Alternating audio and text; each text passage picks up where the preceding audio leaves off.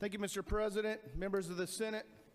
I rise again today in opposition to the Destination Resort Bill. Here we are on day 25, and I'm reminded of a cadence we used to sing in boot camp. And the cadence went like this. Here we go again, same old, you know what, marching down the avenue, few more days and I'll be through, I'll be glad and so will you. I begin with this cadence because SB 79 Destination Resort Bill has more lives than a cat. Of course, when you keep pumping oxygen, no pun intended to the casino crowd, into it, it's bound to have life.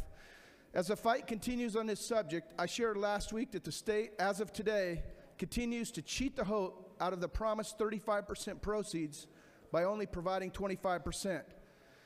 I want to go back to my biggest opposition to casinos, and again, they may dress it up as a destination resort, but as stated before, you can put lipstick on a pig, but it's still a pig.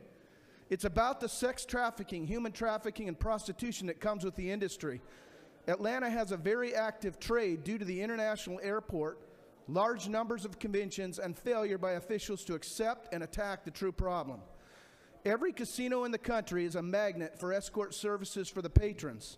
Some even accept this type of activity as an accommodation for their male patrons. Senators do not sell out the women and children to this industry. I can assure you that if your teenage daughter or sister was sucked into the sex trade, you would stop at nothing to stamp it out. Why then are we abandoning our current efforts and bringing in an industry that will subliminally promote this type of activity?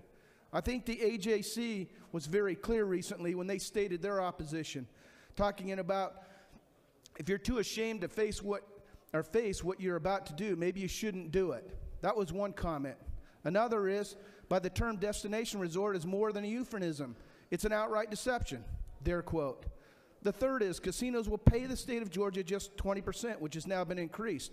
Either the legislation is now written as designed to heavily favor the industry, not the state, or the Georgia market simply not as strong as we've been told.